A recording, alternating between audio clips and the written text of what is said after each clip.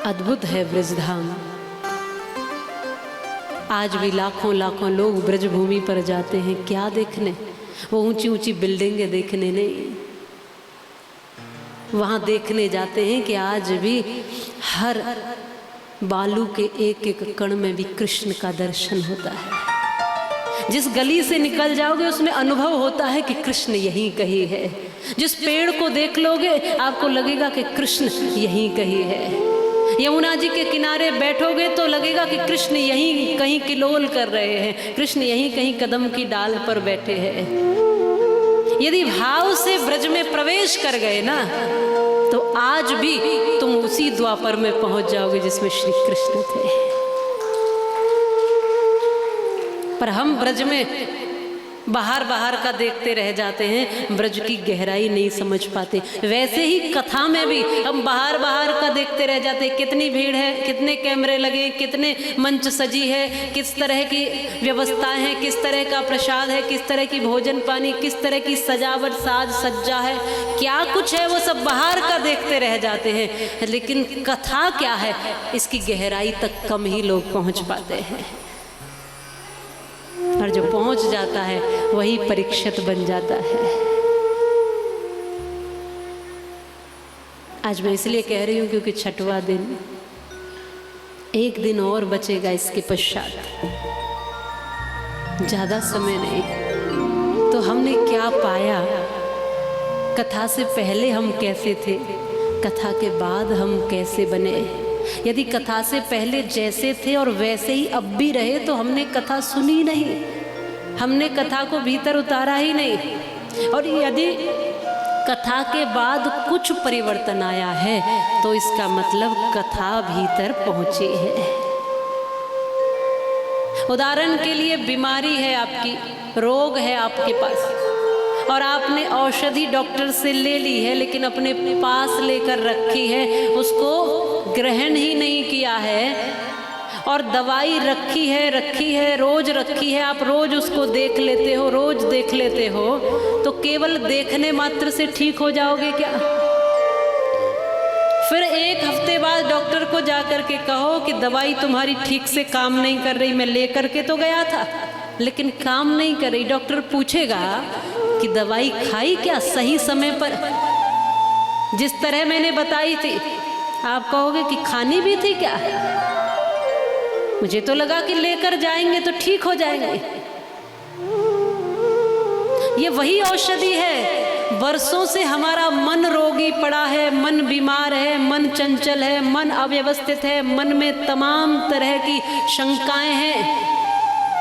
अब इस मन के लिए ये औषधि रूप में आई है श्रीमद् भागवत महापुराण। अब आ तो गई, 7 दिन यहाँ रखी तो है, स्थापित तो है, विराजमान तो है।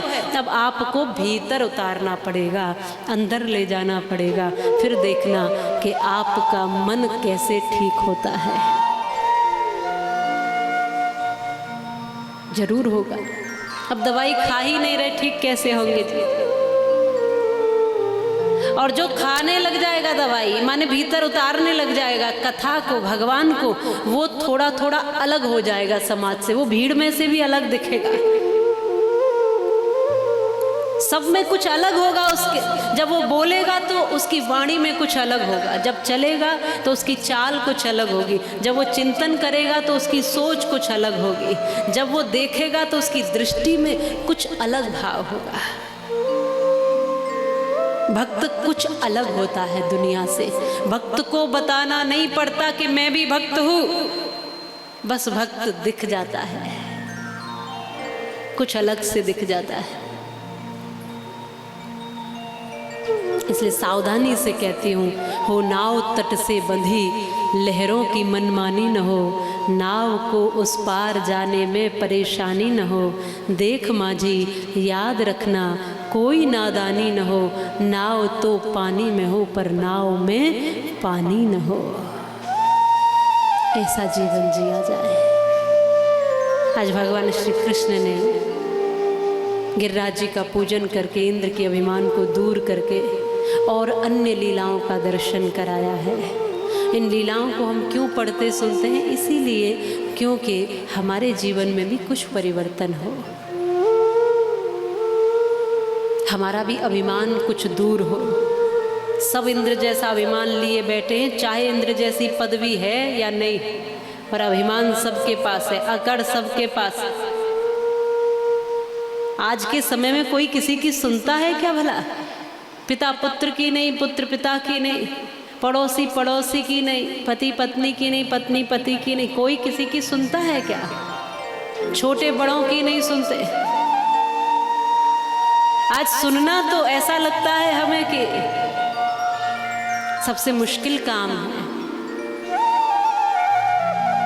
फिर भी जो यहाँ कथा सुनने के लिए बैठे हैं, चैनल से भी जो सुन रहे हैं, उनको मैं धन्यवाद करती हूँ। कम से कम आप सुनने की प्रक्रिया में तो है।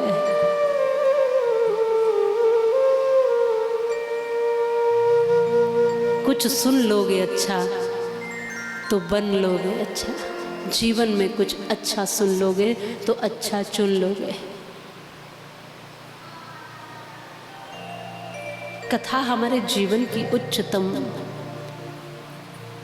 जो परमात्मा की कृपा से संलग्न है, ऐसी महिमा है ये।